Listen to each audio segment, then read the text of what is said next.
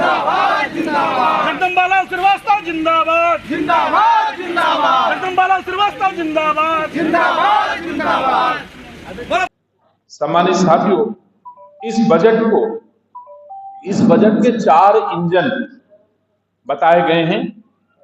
पहला इंजन कृषि, दूसरा एमएसएमई, तीसरा निवेश और चौथा निर्यात। कोशिश की है कि इन चारों इंजनों को एक साथ लेकर के देश के विकास में हम आगे बढ़ें। इसके क्रम में पहला इंजन जो कृषि है, बजट में राज्यों की भागीदारी के साथ प्रधानमंत्री हर धान्य योजना संचालित की गई है इस बजट के माध्यम से। इसके अंतर्गत 100 जिलों को शामिल किया गया, जहां उत्पादन में वृद्धि, फसल विविधता अपनाने, फसल कटाई के बाद भंडारण बढ़ाने, सिंचाई की सुविधाओं में सुधार करने, दीर्घ अवधि और लघु अवधि ऋण की उपलब्धता को सुविधाजनक बनाने का लक्ष्य रखा गया है। वित्त मंत्री जी ने भारतीय भाषा पुस्तक योजना को विद्यालयों और उच्चतर शिक्षा के लिए भारतीय भाषाओं के डिजिटल स्वरूप को प्रदान करने के लिए काम किया है। वित्त मंत्री जी ने make for India, make for the world विनिर्माण के लिए आवश्यक कौशल से हमारे युवाओं को युक्त करने के लिए वैश्विक विशेषज्ञता साझेदारी के साथ 5 राष्ट्रीय कौशल उत्कृष्टता केंद्र की स्थापना की है।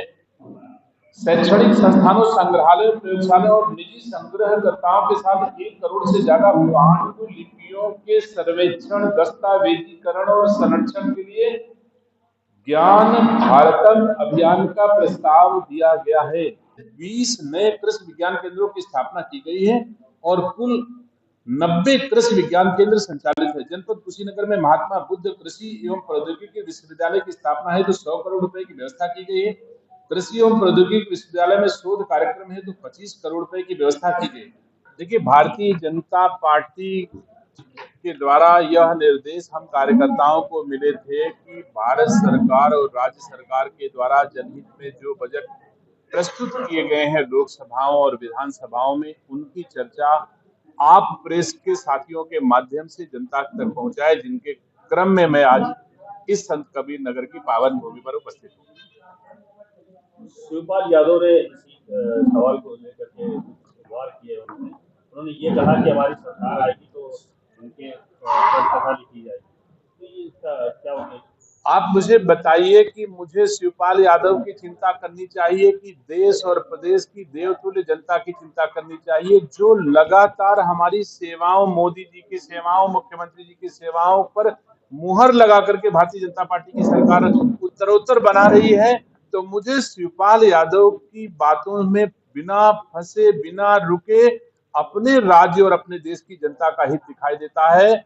हम सरकार के लोगों को और हम चिंतित नहीं हैं, क्योंकि जनता के हक में फैसले लिए जा रहे हैं भारत सरकार के द्वारा भी और राज्य सरकार के द्वारा, और जनता हमारे सेवाओं पर, हमारे द्वारा किए जा रहे कामों पर सहमत होकर के लगातार भारतीय जनता पार्टी को अपना आशीर्वाद देती आ रही है।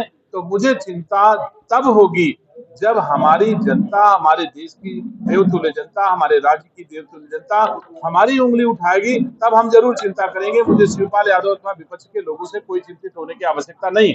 अभी कुछ दिन पहले दिल्ली में चुनाव हुए, लेकिन आप लोगों ने जो है वहां पर पिटारा खोल दिया है वहां की जनता के लिए, लेकिन इस बजट में उत्तर प्रदेश के लिए कुछ ऐसा नहीं दिख रहा कि वहां यहाँ की जनता कुछ अपने आप को रिलीफ दे।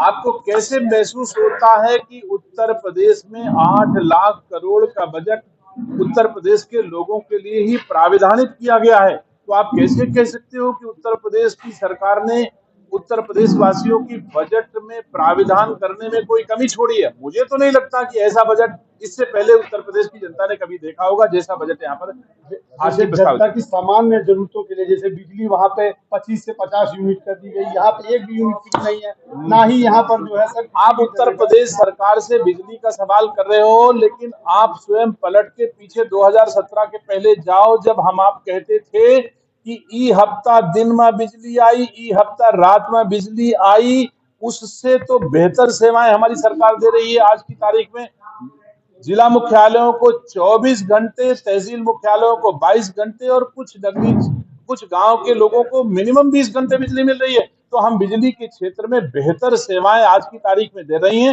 ये महसूस आप भी कर रहे होंगे, आप पत्रकार हो, ये बेहतर सुविधाएं नोएडा और दिल्ली के लिए बेहतर है सर। वहाँ पे जहाँ फ्री दी जा रही है। कोई और व्यक्ति पूछना चाहे, एक व्यक्ति एक बार सवाल पूछे। जी सर, और ये जो सुविधा नहीं, देखिए ये मानव प्रवृत्ति है, जब कोई आदमी कुछ कहता है अशोभनीय बात तो निसंदेह उसका प्रतिकार, उसका प्रत्युत्तर उस भाषा में दिया जाता है। और मैं नहीं समझता कि जिस उद्देश्य, जिस रास्ते पर आप मुझे ले जा रहे हो, विधानसभा में आदरणीय श्री माता प्रसाद पांडे जी ने जो विषय रखा था, मैं कहता हूं कि अगर हमारे उत्तर प्रदेश के यशस्वी मुख्यमंत्री जी ने भोजपुरी को बढ़ाने के लिए, अवधी को बढ़ाने के लिए, ब्रज की भाषा को बढ़ाने के लिए अगर ऐसे निर्णय लिए हैं, तो मैं नहीं समझता कि उसमें विपक्ष को कोई टांग अड़ानी चाहिए। और अगर उसमें अंग्रेजी शामिल है तो मुझे गर्व है कि अगर संत रविदास नगर का कोई भी नौजवान वो पैदा हुआ है लंदन में और उत्तर प्रदेश के बजट जो हिंदी में प्रस्तुत हो रहा है उसे अंग्रेजी में सुनना चाहता है, समझना चाहता है, तो ये उत्तर प्रदेश की सरकार ने कोई चूक नहीं की है, बल्कि उत्तर प्रदेश के हर उस नागरिक को समझने का हक है जो दुनिया के किसी कोने में रह रहा है, लेकिन विधानसभा की कार्रवाई देख रहा है, हिंदी में नहीं समझ पा रहा है तो अंग्रेजी में ट्रांसलेट करके वो कर रहा है। हम कोई अंग्रेजी को बढ़ावा नहीं दे रहे हैं, हिंदी हमारी मातृभाषा है, वो हमारी भाषा रहेगी, इससे कोई फर्क नहीं पड़ने वाला है। तो उर्दू को क्यों और कोई पूछे आप क्या पूछ, नगर जिले में मेडिकल कॉलेज कब तक बनेगा सर? कोई निर्धारित आज की तारीख में उत्तर प्रदेश सबसे ज्यादा मेडिकल कॉलेज स्थापित करने वाला राज्य है। हम 80 मेडिकल कॉलेज और 2 एम्स की स्थापना कर चुके हैं। मेरी कोशिश होगी कि बेहतर स्वास्थ्य सेवाएं हो, ये राज्य सरकार की संत कबीर नगर में है सर, आप संत कबीर नगर में है, संत कबीर नगर में कोई सुविधा नहीं है जी। संत कबीर नगर में स्वास्थ्य सुविधाओं को लेकर के बहुत ही खस्ता हालत है। मेरे हिसाब से मैं जब कह रहा हूं कि 2017 से पहले इस राज्य में कुल कितने मेडिकल कॉलेज स्थापित थे और आज कुल कितने मेडिकल कॉलेज स्थापित हैं, तो आप इसको तुलना करो कि हमारी सरकार ने कितने मेडिकल कॉलेज स्थापित। होगा कि राज्यवासियों की बेहतर स्वास्थ्य सेवा के लिए चिंतित है और लगातार प्रयास कर रहे हैं। कबीर नगर को क्या विधायक जी ने मामला उठाया था ओडीओपी का, बखीरा बर्तन उद्योग काफी उपेक्षित है और लगातार हर साल एक लाया तक अब सही होगा, अब कोई सुविधा नहीं। देखिए, मैं आप कोशिश होगी, हमारे माननीय विधायक जी को इस जनपद की जनता ने इसीलिए चुना है कि वो राज्य की विधानसभाओं में जाकर के यहाँ पर जो भी असुविधा हो रही हो, जो कमी हो रही है, उसको इंगित कराएं, तो निसंदेह उसका क्रियान्वयन होगा, उस समस्या का निदान होगा। माननीय विधायक जी इस पे सक्षम है और यहाँ की बात विधानसभा में उठाते होंगे।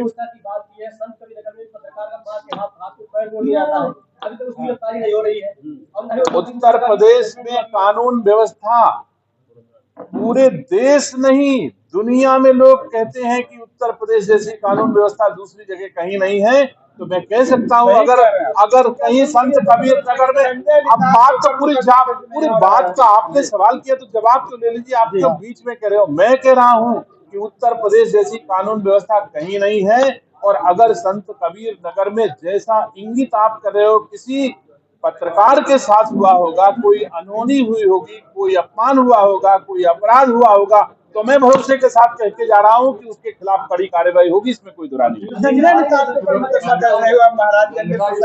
देखो, मेरा बार बार आग्रह है पत्रकार साथियों से, एक ही व्यक्ति से दूसरे माननीय पत्रकारों को भी हमसे सवाल करने का अवसर ले।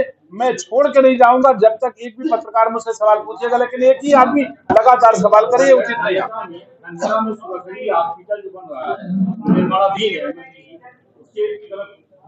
आपने आज मार्गदर्शन कराया है, मैं इसे नोट कर रहा हूं, हमारे एपीएस इस बात को सुन रहे होंगे। अगर कहीं निर्माणाधीन अस्पताल है जिसका निर्माण आवश्यक है और किन्हीं एजेंसियों के कारण गड़बड़ हो रहा है, तो मैं आपको विश्वास दिलाता हूं, मीडिया के सामने कर रहा हूं, जो भी विलंबित कार्रवाई करने के अधिकारी दोषी हुए उनके खिलाफ कार्रवाई होगी।